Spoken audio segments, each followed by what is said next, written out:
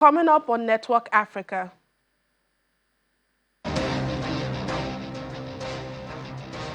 Security beefed up at the Palais de Nation as normalcy returns to Kinshasa after attempted coup in the Democratic Republic of Congo. South Africa welcomes the ICC arrest warrant for Israel's Prime Minister Benjamin Netanyahu as well as Hamas leaders. Plus, more hurdles for the federal government of Nigeria to cross for the Lagos to Calabar coastal road as Okuaja community kicks against proposed realignment.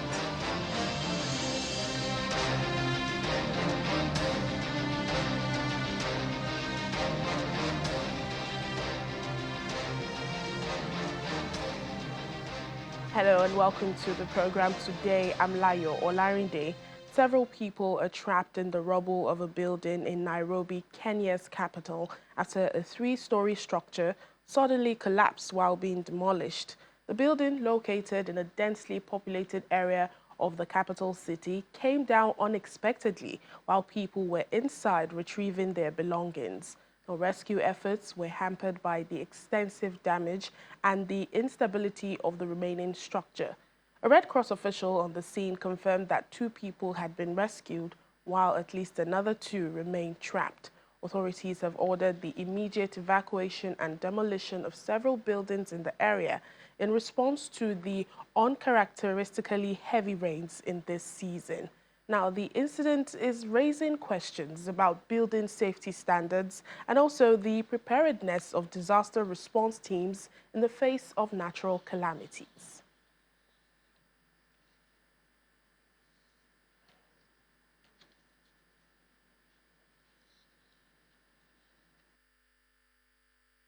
Well, let's get more on this. Joining us now is Kenyan journalist Cyrus Ombati from Nairobi. Hello, Cyrus. Thank you so much for your time. A building collapse of this kind has now become more frequent in the country. Why is this so? You're right. Such incidents have been so common in the country that everyone is worried what's going on.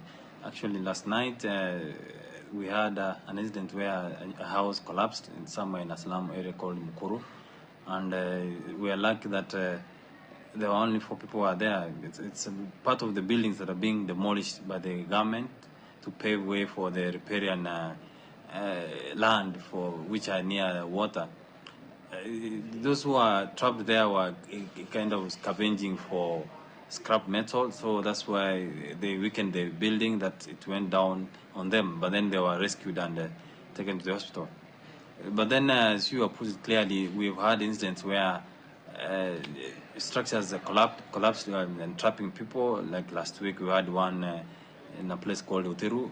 As 38 people were rescued from there alive. Luckily, no one died.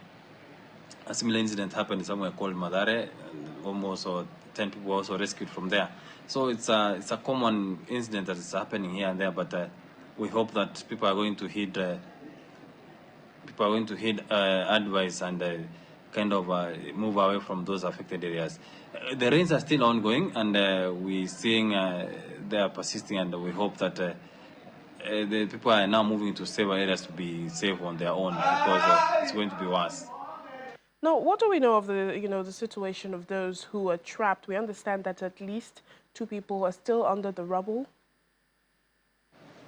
Actually, the rescue mission went on overnight, and all those people who are trapped in there were rescued. So far, the area was cleared and declared safe for demolition. Entire structure which had actually collapsed. The house had 4 floors, and all the people who were there trapped there, they were rescued. The rescue mission was kind of slowed down because the area is sloping in a way, and it's near a river. So the bulldozers that were involved in the operation could not be able to reach there. But the police said this morning that they cleared the entire debris, and only 4 people were there. They were rescued. So the area is safe so far for now. And, Cyrus, Kenya has been, I beg your pardon, has been battling, flooding and rains for the past few weeks. What is the situation now, on the weather condition? Is there any respite? The meteorological department is still warning people that the rains are there, that rains are going to continue. So there's no kind of clearance from the authorities that the area is safe. Today we had a situation where, apart from the rains, there are strong winds in the parts of the coast. We had places where people are injured because their houses were blown away by strong winds at the coastal region. That's Kilifi, Mombasa, and Kwale. There's a big alert, a high alert in the area. And apart from that, then other parts of the country, apart from Nairobi, the up country, the other places they're still experiencing heavy rain. So the caution and the alerts are still ongoing. And we have many people who are displaced because of the situation. The rivers which are leading to the ocean and the lakes are swollen. They have kind of affected so many people because they are displaced from their homes. We have almost 300 people who are dead. Thousands are displaced, and almost 100 are missing. So, and police are still getting more bodies from riverbanks. So, the rains are still ongoing, yes, true, but they are not as harsh as it was before or 2 weeks ago. We hope for the best. Indeed, Cyrus. And speaking about, those displaced people, has the government been able to fulfill its promise in helping the victims and, these displaced people? The government is receiving a lot of help from various individuals, organizations, and foreign countries for the people affected. They include food stuffs, they include beddings, blankets, and all those things that you may name, because the number involved is so huge that they can't do it on their own. The government is overwhelmed, I can say, because this thing is widespread. It's all over Nairobi. To go to the coast, to go to the western part of the country, central part of the region. So it's a widespread issue, a problem. People are complaining that they are not being helped so much because there are those whose houses have been demolished because they are claimed to be near a riparian place, and they are crying that there's no help so far because their houses were demolished and they were not given alternative places to stay. They are camping in schools and churches, hoping for the best or help from the government, but just a wait and see.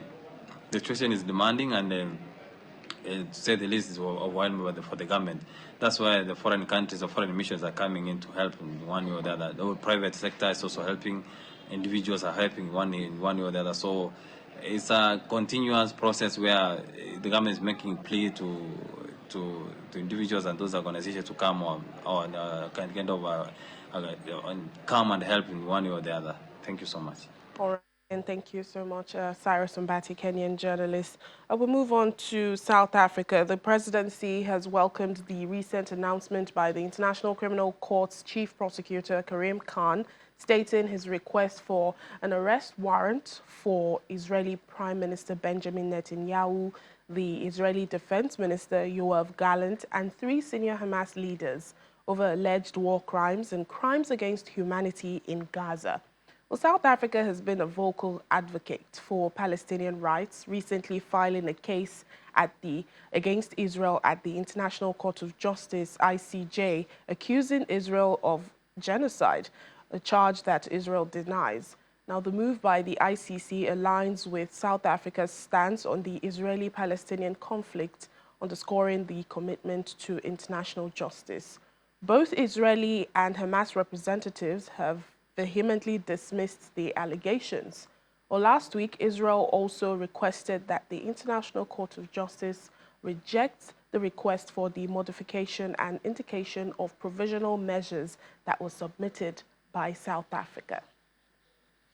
The court meets this morning to hear the single round of oral argument of the State of Israel on the request submitted by the Republic of South Africa on May 10, 2024, for the indication of additional provisional measures and the modification of previous provisional measures in the case concerning application of the Convention on the Prevention and Punishment of the Crime of Genocide in the Gaza Strip, South Africa versus Israel. I now give the floor to the co-agent of Israel, Mr. Ghilam Noam. You have the floor, sir. Mr. President, members of the court, it is an honor to appear before you once again on behalf of the State of Israel.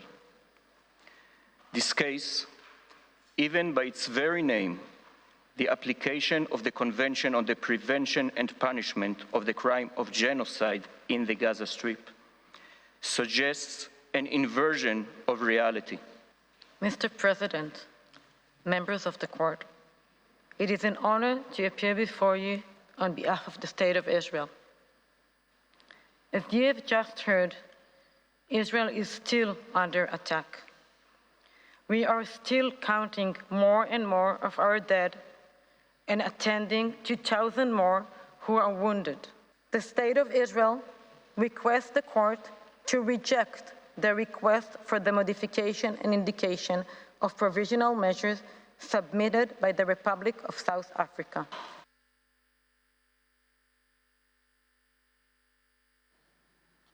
Back here in Nigeria, 387 family members of Boko Haram terrorists, comprising men, women and children, have been rescued from Sambisa Forest in Borno State by forces of Sector 1 Northeast Joint Task Force Operations heading Kai. The troops also recovered several vehicles and equipment seized by the terrorists from the Nigerian army at the peak of the insurgency. Receiving the jubilant troops at the entrance of Sambisa in Awulari, Konduga local government area, the Sector 1 acting commander says all the known camps and enclaves of the terrorists have been destroyed. It took about 48 hours for the convoy of the Sector 1 commander to get to Sambisa Forest to receive the troops. The operation, codenamed Desert Sanity 3, was initially planned for 4 days, but eventually lasted 10 days. Members of the Civilian Joint Task Force, riding on motorcycles, announced the return of the troops. Then followed heavy equipment and animals recovered from the terrorists. Excited by the feat, Brigadier General Abubakar Haruna addresses the troops before granting interview to journalists. You have done wonderfully well. Everybody is happy with you. They called me from Gambia to tell me they saw what we did. That's Gambia, our troops in Gambia. The Chief of Army Staff is highly pleased. We had to sacrifice whatever it is to come so that you know that we are with you always. Am I understood? Yes, sir! In this military truck are family members of terrorists who were rescued during the operations. Some of them have been in the forest for upwards of 10 years. One of them shares her experience. I have been in Sambisa for over 10 years now. My husband was one of the early converts and the followers of Mohammed Yusuf. We were living in Maiduguri before he disappeared with any trace. Tired of being called wife of Boko Haram, I left for my parents' house in Gombe. But one day, my husband sent his colleagues to come and forcefully carry me to the bush. That's how I found myself in Sambisa. Along with the equipment recovered, the rescued families were transported to the headquarters of the command in Maiduguri for onward delivery to the army headquarters in Abuja. The Nigerian Civil Aviation Authority, NCAA, says it has written to Air Peace, one of the country's air carrier, to clarify the issues raised about its operations at Gatwick Airport in the United Kingdom. Spokesperson for the NCAA, Mr. Michael Achimugu, while speaking to Channels Television, noted that the complaints raised by the UK Civil Aviation Authority falls under less serious categories of violations and not the level 1 category, which is for serious safety non-compliance. Meanwhile, the airline says all necessary information has been provided and the matter has been resolved without any issues. And that is after confirming that the UK Civil Aviation Authority wrote to the airline to request clarification on the use of the electronic flight bag, EFB, and some other concerns. The airline also acknowledged the deviation, saying the matter has been addressed with the captain to ensure adherence to preferred exit procedures in the future.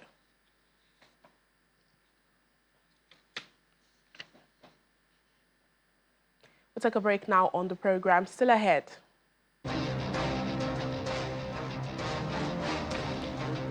Director General of the Food and Agriculture Organization urges the youth to safeguard the role of bees in ecological balance. Please stay with us.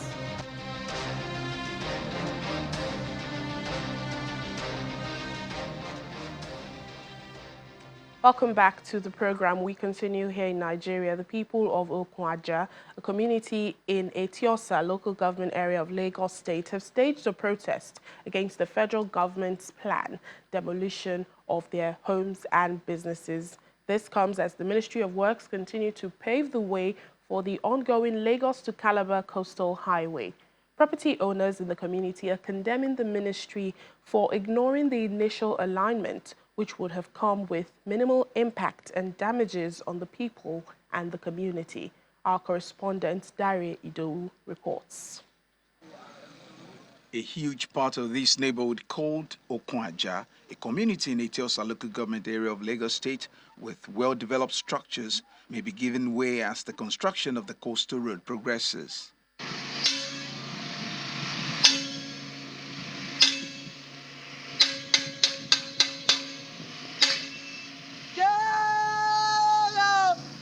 The community has called this meeting to appeal to the federal government to stick to the initial alignment. This is what the path in the initial design looks like. The community leaders and residents say the new road alignment has now been redirected to the residential part of their neighborhood. This, according to them, will lead to the demolition of over 1,000 houses, including their ancestral homes and businesses worth billions of naira. Many of us, we don't have a husband.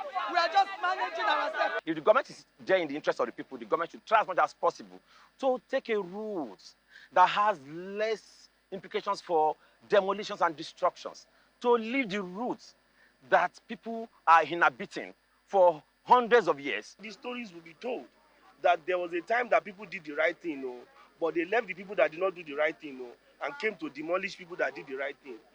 There's a way to the story. When we bought property here, they were selling property here 12 million, 14 million. They were selling property on the coastal road for 3 million, for 4 million. So most people that bought properties on the coastal road knew they were on the coastal road. They bought it for cheap. Those properties are properties that everybody felt that is forfeited. I know somebody that is on the one that they've demolished already around that land. The guy valued his property at 500 million. He compensated the guy for 100 million. There's another person that I know that the property is valued for like 35 million. They gave the person 9 million. Is that the kind of compensation we are talking? We know how expensive things are now. I've been in this community for more than 10 years. When I came here initially, I was opportune to buy properties around the original routes, and I was told that that was coastal road planned axis by the government. Then that was what took me to this place, and now again they are coming to destroy here. I don't know. Earlier in the month, the Minister of Works, Dave Umahi, said there are plans to minimize the damages on communities as the project moves forward. Been going around, looking for possibilities of how to minimize damages, even though they're within our right of ways. But Mr. President says our activities should have human face, and we should minimize as much as possible those who have solid infrastructure. So what we did these few days in the past 1 week is to see how we can, effect some minor designs to reduce some of the infrastructure. We've successfully done that. Pedamosi runs a business here. He wants the federal government to rethink its options. Instead of you to encourage us to have more jobs, you're actually destroying jobs. And there's too many problems that I don't think we can discuss in one day. So I'm not fighting. We are not, But what we want is we just want them to think about the coastal line and maybe adjust their plan, take it to the right place, just leave the community alone and leave businesses alone.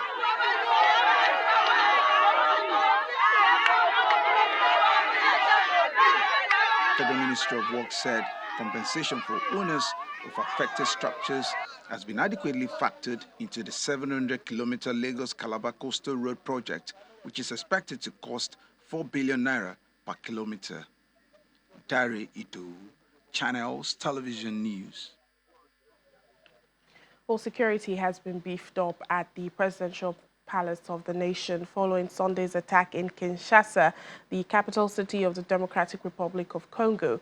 Despite initial shockwaves, local media reports that life has resumed, with traffic flowing, offices reopening, and schools functioning normally. However, the aftermath of the attack leaves a trail of investigations and security measures in its wake. Well, images from the presidential palace on Sunday depict a scene of chaos and violence, with bullet casings, blood stains, and shattered glass littering the ground at the entrance of the palace. The attack was reportedly instigated by self-exiled opposition figure Christian Malanga, who is said to have been killed after resisting arrest. The Congolese army disclosed that a total of 6 individuals were killed during the incident, including 3 assailants and their leader, Christian Malanga.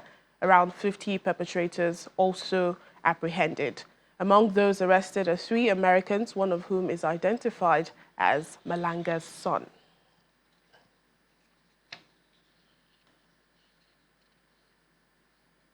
Marking the World Bee Day 2024, the Director General of the Food and Agriculture Organization, FAO, Ku Dongyu, is urging young people, to learn more about bees and pollinators, including traditional and modern high-tech beekeeping, to safeguard the vital roles the small creatures play in agriculture, ecological balance, and biodiversity preservation.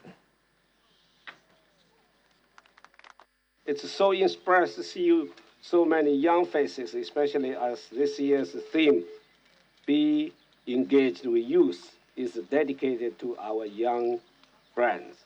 Bee has long been a symbol of the productivity and the well-organized teamwork. About 75% of world food crops rely on pollination. Pollination increases the quantity, quality, and the diversity of our food and also non-food agricultural products. Producers, this means replacing harmful agricultural practice with pollinator-friendly practice. For the beekeepers, it means promote the sustainable use of locally adapted bees and plants. And for environment and decision makers, it means put the policy in place that ensure the harmony between agricultural environment and the bees population. But if we are going to reach the goal of preserving 30% of the earth by 2030, we have a long way to go about the importance of bees and pollination in conserving biodiversity and also fighting climate change. And finally, on the program, over 500 athletes have taken part in the one-run half marathon in Giza as Egypt joined 15 other countries in the global event organized by the Hero League. The athletes ran the Great Pyramids of Giza Valley, going up and down hills under the relentless Egyptian sun.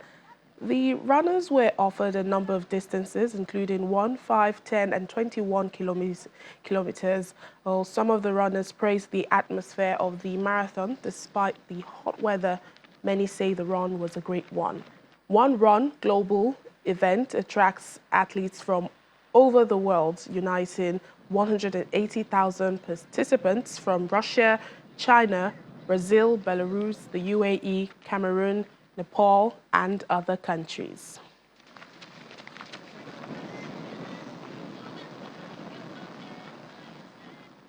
No, it's not my first time running in Egypt. I have experience in Sahara race, and it's a really amazing experience. Despite the hot weather, the run was great, and I was participating in the 10 kilometers. It's enough that one is running amidst the pyramids and history. Honestly, it was an experience I was looking forward to, and I hope to repeat it again. And that's it on the program today. Thank you so much for watching. I'm Layo Olarinde.